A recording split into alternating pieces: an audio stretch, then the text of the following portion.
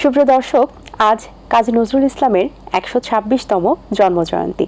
আর এই শুভ দিনে আজ আমাদের মাঝে উপস্থিত রয়েছেন আপনার আমার সকলের খুব পছন্দের নজরুল সঙ্গীত শিল্পী ছন্দা চক্রবর্তী। শুভ সকাল আপু, কেমন আছেন? খুবই ভালো, বিশেষ করে আজকের এই দিনটিতে তো আরো বেশি ভালো। আসলে আজকের দিনটি আমাদের জন্য সকলের জন্যই খুব আনন্দের, এবং সেই সাথে যারা নজরুল সঙ্গীতের সাথে যুক্ত আছেন তাদের জন্য একটা অন্যরকম আনন্দের দিন। আসলে যারা আমরা নজরুলকে নিয়ে কাজ করছি, সেটা সাহিত্যে হতে পারে, সঙ্গীতে হতে পারে, নাটকে হতে পারে, তাদের সকলের কাছেই না আজকের এই দিনটি মনে হয় যে ভীষণভাবে স্পেশাল। কারণ হচ্ছে আজকে সারাদিন নজরুলময় থাকে আমাদের সবার জীবন, অবশ্যই সবার জীবন, কিন্তু যারা আমরা ওনাকে ধারণ করার চেষ্টা করছি বা সমৃদ্ধ করছি ওনাকে ধারণ করে, তাদের কাছে ভীষণভাবে মানে স্পেশাল তো অবশ্যই। নজরুলের তো অনেকগুলো দিক রয়েছে যেগুলো আসলে বিশ্লেষণ করলে আমাদের যে সময়টা সেটা পার হয়ে যাবে, কিন্তু তারপরেও কোন দিকগুলো আপনাকে মুগ্ধ করেছে? আসলে আমি যখন থেকে নজরুলের সাথে আছি, যে তার সঙ্গীতের, যেহেতু সঙ্গীত নিয়ে কাজ করি, তার সঙ্গীতের সাথে আছি, তো সেই জায়গা থেকে মনে হয় যে কাজী নজরুল ইসলামের সৃষ্টিকর্ম সবসময় এত বেশি প্রাসঙ্গিক। হ্যাঁ, তো সেটা আমি যে কাজটাই করি না কেন, সেখানে ওনাকে বাদ দিয়ে কোনো কিছুই ভাবা সম্ভব না। হ্যাঁ, আর যদি সঠিকভাবে তাকে জানা যায়, তাহলে তো আরও মানে কি বলবো, ওনার বিশালতা বা ব্যাপকতা এত বেশি যে আমাদের দৈনন্দিন জীবনে ওনার উপস্থিতি আমরা সবসময় অনুভব করি। আচ্ছা, নজরুলের প্রতি ভালোবাসা, আগ্রহ আসাটা তো খুবই স্বাভাবিক, কারণ তিনি এমনভাবে নিজেকে সেই জায়গাটা উনি প্রস্তুত করেছেন এবং রেখে গেছেন, যেটা প্রতিনিয়ত আমরা উপলব্ধি করতে পারছি, যেটি আপনি বলছিলেন। কিন্তু তবু একটু জানতে চাই, নজরুলের প্রতি কিভাবে প্রথম আপনার আকৃষ্টটা হয়েছে? যদি সেই অর্থে বলি, ছোটবেলা থেকে আমার বাবার মাঝেই দেখেছি, মানে যখন থেকে বুঝতে শেখা যে তিনি তার নিজের মতো করে নজরুলের গান করতেন। হ্যাঁ, সে একজন শিক্ষক ছিলেন, কলেজের শিক্ষক ছিলেন। তো দেখা যেত যে তার অবসর সময়টা আসলে হারমোনিয়াম এবং নজরুল সঙ্গীত। হ্যাঁ, তো ওখান থেকেই শুরু। আর ভালো লাগা নজরুলের সব, যেহেতু নজরুল সঙ্গীত নিয়ে কাজ করি, সব গানই ভীষণভাবে ভালো লাগে। তো কেন যেন মনে হয় যে কাজী নজরুল ইসলাম মানেই বিরহের কবি, কাজী নজরুল ইসলাম মানেই প্রেমের কবি। তো সেই জায়গা থেকে তার বিরহ এবং প্রেম ভীষণভাবে আমাকে, মানে কি বলবো, আন্দোলিত তো করেই, এবং আমাকে কেমন যেন একটা ভাবনাতে নিয়ে যায়। এত সুন্দর প্রেমের গান, এত সুন্দর বিরহের যে তার সৃষ্টি গানের ক্ষেত্রে অসাধারণ। মানে তখন মনে হয় যে মানে প্রেমে পড়লেও নজরুল, মন খারাপ হলেও নজরুল, বিরহে তো অবশ্যই। আপু, আমরা আরো কথা বলবো, তার আগে একটু নজরুল সঙ্গীত না শুনে নিলে আসলে আমাদের এই আজকের আয়োজনটা আসলে শুরুই হবে না। একদম। তোমারে আমি চাহিয়াছি প্রিয়, শত রূপে শতবার, জন্মে জন্মে তাই চলে মোর, জন্মে জন্মে তাই চলে মোর অনন্ত অভিশাপ। তোমারে আমি চাহিয়াছি প্রিয়, শত রূপে শতবার, বলি তুমি যাবে ছিলে বন ফুল, গেছিল কান আমি ছিলাম তোমার পূজার থালায়, ছিলাম তোমার পূজার থালায়, চন্দন ফুলহার। তোমারে আমি চাহিয়াছি প্রিয়, শত রূপে শতবার। বাহ বাহ, অসাধারণ, মন জুড়িয়ে গেল। আপু, আপনার ঝুড়িতে অনেক অনেক অর্জন, সেই অর্জনগুলো আপনার জীবনে এবং তার সাথে আপনি জাতীয় অর্জনও রয়েছে, জাতীয় পুরস্কারও আপনার ঝুড়িতে রয়েছে। সো সেই অর্জনের কথা আমরা একটু জানতে চাই, এবং সব অর্জন কি আসলে গানের সাথে যুক্ত হওয়ার আমার শোভা দেয় কিনা? আমার সব থেকে বড় অর্জন যেটা, সেটা এই এপ্রিল মাসেই আমি পেয়েছি, এবং আমার ভীষণই ভালো লাগা যে কাজী নজরুল ইসলামকে এবার জন্মদিনে আমি আমার এই সফলতাটা দিয়েই তাকে শ্রদ্ধা জানাতে চাচ্ছি, জন্মদিনের উপহার দিতে চেয়েছি, এবং সেটা এটিএন বাংলার মাধ্যমেই দিচ্ছি। যে এবছর আমার পিএইচডি ডিগ্রিটা হয়ে গেল কাজী নজরুল ইসলামের কাজের উপর। ঢাকা বিশ্ববিদ্যালয় থেকে আমি মানে ডক্টরেট ডিগ্রি প্রাপ্ত হলাম। এটার সব থেকে বড় পাওয়া আমার কাছে মনে হয় যে আমি ওনাকে নিয়ে কাজ করতে পেরেছি, এবং ওনাকে নিয়ে কাজ করেছি বিধায় আমি নিজেকে আজকে সকলের সামনে তুলে ধরতে পেরেছি, আমাকে সকলে সম্মান জানাচ্ছে বা জানিয়েছে। তো এই প্রাপ্তিটা আসলে আমার না, এটা কাজী নজরুল ইসলামের প্রাপ্তি। এবং আরও যারা আমরা নজরুল সঙ্গীত বা অন্যান্য শাখায় যারা আমরা কাজ করছি, তাদের সবার জন্য আমার কাছে মনে হয় যে এই প্রাপ্তিটা ভাগাভাগি করে নেওয়ার মতো একটা বিষয়।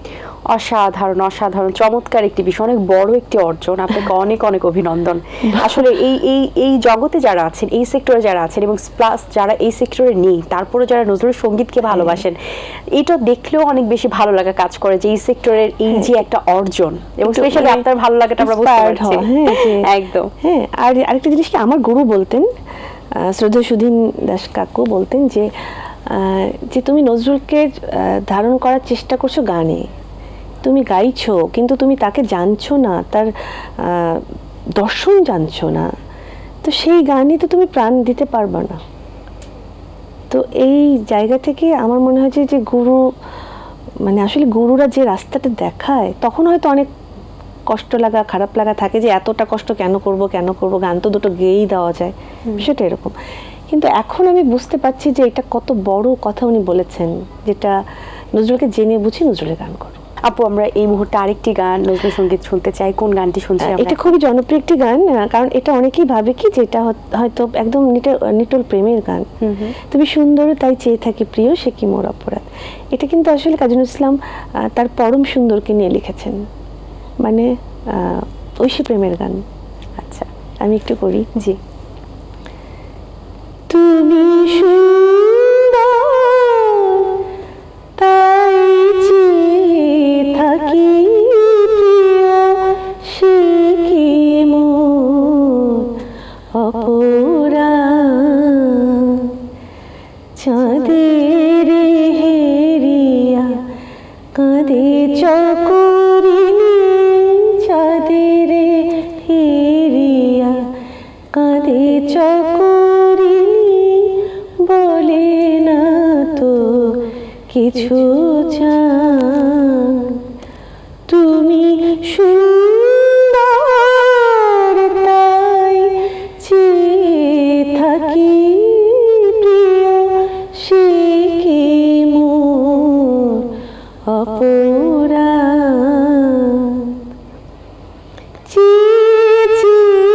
দেখি ফোটে যাবে ফুলে না তো সে আমার ভুল, মেঘের ঝুড়ি চাতকিনি মেঘ করে না তো প্রতিবাদ।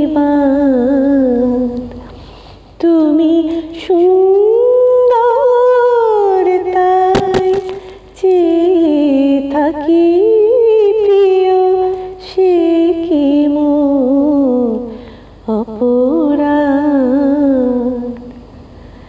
জানি সূর্যেরে পাবে না, জানি সূর্যেরে পাবে না, তবু অবুঝ সূর্যমুখী দেখে তার দেবতারে, দেখিয়ায় সে যে সুখী। হিরিতে তো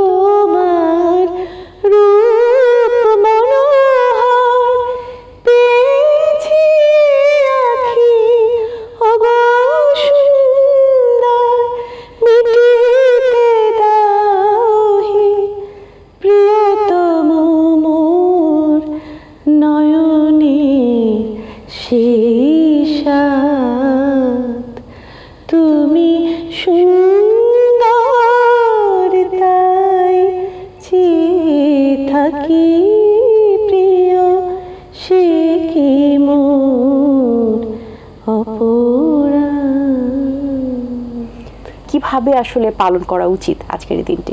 আমরা যারা নজরুল চর্চা করি তাদের কাছে তো আলাদা করে নজরুলের জন্মদিন সেই অর্থে মানে তেমন কিছু না, কিন্তু বিশেষ দিন জন্মদিন সেটা তো আলাদা ব্যাপার, কিন্তু আমাদের কিন্তু প্রত্যেক দিনই নজরুলময় দিন। কারণ আমাদের শুরুটাই হয় নজরুলের গান দিয়ে, গান শেখানো দিয়ে, বা নিজেদের কোনো না কোনো একটা প্রোগ্রাম থাকে, গাওয়া হয়, তো নজরুলকে নিয়েই আমরা আছি। আপু, এই যে আপনার শিল্পী হয়ে ওঠার পেছনে যদি বলি সবচেয়ে বেশি অনুপ্রেরণা এবং পরিবার কিভাবে সাপোর্ট দিয়েছে? লালুর সঙ্গীত এখন প্রথম পুরস্কার পেয়েছিলাম বাংলাদেশ শিশু একাডেমি থেকে, যেটা আয়োজন করা হয়। তো এটা আসলে অনেক বড় একটা ব্যাপার তখন ছিল, কারণ হচ্ছে গোল্ড মেডেল দেওয়া হতো হ্যাঁ আমাদের সময়। তো ওটা যখন আমি পেলাম তো ভীষণ খুশি। তো আমার বাবাকে দেখানোর পরে আমার বাবা একটা কথা বলেছিল, যেটা এখন আমি বুঝি যে কেন বলেছিল।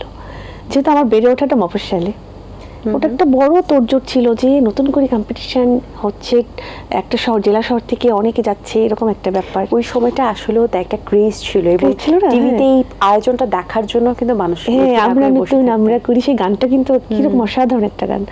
তো ওই কম্পিটিশনে যাই হোক, ও মানে আমি 3টা সাবজেক্টে দিলাম, দেশ গান, লোকগীতি আর নজরুল। কেমন কেমন করে যেন দেশ গানও মানে শেষের 25-30 জনে এসে ফার্স্ট সেকেন্ড থার্ড হতে পারিনি, লোকগীতিতেও হতে পারলাম না, বাট আমি নজরুলে প্রথম হয়ে গেলাম।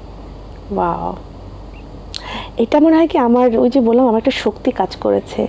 এটা আমি সবাইকে বলি যে সবসময় না এই যে আমাদের গুরুজনেরা যে কথাগুলো বলে সেগুলোকে একদম মানে যদি ভিতরে গেঁথে নেওয়া যায় তাহলে মানে সফলতা মনে হয় পাওয়া যায়। আমার নিজের জীবনে এটা মনে হয়েছে যে আমার বাবার ওই কথাটা খুব মনে হয়েছে যে তুমি যেদিন নজরুলে পুরস্কারটা পাবে সেদিন আমি ভাববো যে তুমি কিছু একটা পেয়েছো। আমার গুরুজি আমার মাকে ডেকে বলেছিলেন যে ওকে আর অন্য কোনো গান করাবেন না, শুধু নজরুলের গানটাই করাবেন। সেটা কিন্তু কত আগের কথা, এবং তাকে আমি গুরু হিসাবে পেলাম আমি যখন বিয়ের পরে আমি ঢাকাতে সেটেল হয়ে গেলাম। তখন সে 87 এরকম। আচ্ছা, কিন্তু তার কিন্তু আমাকে মনে ছিল। বাহ, এটা একটা বিশাল পাওয়া, একটা অনেক বড় মানে অনেক বড় পাওয়া যে তার আমাকে মানে আমি যে দুটো বেনি করতাম সেটাও তিনি মনে রেখেছিলেন। তুমি কি সেই সন্ধ্যা, তুমি টাঙ্গাইল থেকে আসতা, এইভাবে কথা বলতো। তো বাহ, মানে এই জন্য উনি আমাকে মনে রেখেছিলেন। কারণ ওনার তো অনেক স্টুডেন্ট থাকার কথা, আসলে মনে রাখা, স্পেশালি বেনি করা চুল, অবশ্যই তার মনে আপনি গেঁথে গিয়েছিলেন। এবং গেঁথে গিয়েছিলাম একটু, এই জন্য আমি বলবো যে তার মৃত্যুটা কিন্তু মানে সে যখন হসপিটালে আমি গেলাম, তার মেয়ে যে তিনি তাকে মানে হয়তো কোনো কাজ ছিল, আমাকে বললো তুমি একটু এখানে দাঁড়াও। তো আমি কাকার পায়ে এভাবে মানে পাটা এভাবে করে ধরে মানে পাটা আমার হাতের উপরে রেখেছি আমি, আরো যে ওখানে যে স্ক্রিনটা থাকে না যে হার্টবিট, তো ওর দিকে তাকিয়ে আছি। হঠাৎ করে আমার হাতে একটা এরকম একটা ঝাঁকুনি আসলো। ঝাঁকুনিটা আসার পরেই ওনার পাটা কিন্তু আমার মানে এখানে ধরা, ঝাঁকুনিটা আসার পরেই ওটা একদম মানে সোজা হয়ে গেল, মানে উনি চলে গেলেন। তো এইটা আমার কাছে মনে হয় যে আমি তার মৃত্যুর মানে সময় শেষ সময়টা এবং তার শেষ মানে শ্বাস যেটা বলি আমরা না, নিঃশ্বাসটা, সেটা মনে হয় আমার হাতের মধ্যেই পড়ে চলে গেলেন। কথাটা শুনে গা একদম শিউরে উঠে গেল। হ্যাঁ, এটা না। আর ওর কাকা ভীষণ রকমের, কাকাকে যারা খুব কাছে থেকে দেখেছেন জানেন ভীষণ গুরু গম্ভীর একজন মানুষ ছিলেন। ওনার আত্মসম্মান বোধ অনেক বেশি ছিল, হ্যাঁ, অন্যরকম একজন মানুষ ছিলেন। উনি আমাকে সবসময় বকার মধ্যে রাখতেন, আমার ভালোবাসতেন বেশি। এখনো মনে আছে যেদিন আমি লাস্ট ওনার কাছে গেলাম, মানে ওনাকে আমি ওই দিন তো দেখলাম উনি অসুস্থ এবং মারা যাওয়ার 7 দিন আগে আমি গিয়েছিলাম। তখন আমাকে বললো কি তুমি মানে সুবীর নন্দীশ কাকুর সাথে আমার একটা অ্যালবাম বের হয়েছিল, সেটাতে আমি চ্যানেলে অ্যাওয়ার্ড পেলাম। তো তারপরে উনি বললেন যে তুমি তো এটাতে অ্যাওয়ার্ড পেলা, এরপরে কিন্তু তোমাকে এই গানটা গাইতে হইব। আমাকে একটা গানের কথা বলেছিলেন, তো গানটা আমাকে নিজে একটু গিয়েও শোনালেন। তা আমি যখন বের হয়ে চলে আসবো তখন আমি ওনাকে প্রণাম করতে গেছি, এটা উনি কখনোই কোনোদিনও করেন নাই। ওই দিন উনি আমাকে বললেন যে তুমি আমাকে উঠিয়ে নিলেন, উঠিয়ে বললেন কি, আমি ভয় পেতাম, ওনাকে অনেক ভয় পেতাম। আমাকে উঠিয়ে নিয়ে বললেন তোমার জায়গা তো আমার এইখানে না, তোমার জায়গা আমার এইখানে, এবং তুমি মনে রাখবা আমি মরলেও এইখানে, আমি বাঁচলেও তোমার জায়গায় এইখানে। এবং ওটাই ওনার সাথে আমার শেষ কথোপকথন। আমি এই জিনিসগুলো আজকে আমি যে জায়গাটাতে আজকে ওনার দেখানো পথে হেঁটেই আজকে আমার অর্জন, কিন্তু আমার কাছে মনে হয় যে ওই যে কথাটা উনি বলেছেন না, যে এখন আমি ভাবি যে আমি এখানে বসে আছি না, আমার মনে হচ্ছে উনি কোনো না কোনো জায়গা থেকে আমাকে শুনছেন। অবশ্যই খুবই ভালো লাগলো আপু আপনার লাইফ স্টোরিগুলো শুনে, আসলে ইন্সপায়ার হওয়ার মতো। এবং আসলে আমাদের জীবনে এমন কিছু মানুষ আসেন যারা আমাদেরকে এমনভাবে ইন্সপায়ার করেন, মনে তো গেঁথে যায় এবং তারাও আমাদের মনে ছাপ রেখে যান এবং তারা সবসময় আমাদের সাথেই থাকেন। অনেক ভালো লেগেছে আপু, অসংখ্য ধন্যবাদ। আবারও চমৎকার গান শুনেছি, চমৎকার একটা আড্ডা হয়েছে। অনেক শুভকামনা রইল, ভালো থাকবেন সবসময়। হ্যাঁ, এটিএন বাংলাকে অনেক অনেক ধন্যবাদ এই বিশেষ দিনে আমাকে কিছু বলার সুযোগ করে দেওয়ার জন্য। আর কাজী নজরুল ইসলামকে আমি আজকের এই অনুষ্ঠানের মাধ্যমে শুভ জন্মদিন, শুভ জন্মদিন, শুভ জন্মদিন আমার প্রিয় কবি। কারণ আমি তাকে ধারণ করি, আমার পুরোটা জীবন কাটিয়ে দিতে চাই। দর্শক, আশা করছি আজকের আয়োজন আপনাদের ভালো লেগেছে। আজ এই পর্যন্তই। আপনাদের সঙ্গে দেখা হবে আগামী পর্বে নতুন কারোর সঙ্গে। সেই পর্যন্ত ভালো থাকুন, সুস্থ থাকুন এবং এটিএন বাংলার সাথেই থাকুন। আল্লাহ হাফেজ। দিন আসে দিন যায়, সময়টা চলে যায়, তবু আছি এই বেশ ভালো। জীবনটা রঙময়, যেভাবেই হওয়া চাই, নয় কবু সাদা কালো। এই আশাতে স্বপ্ন ভাসে, সুখ হাসে চোখে মুখে, চায়ের চুমুকে।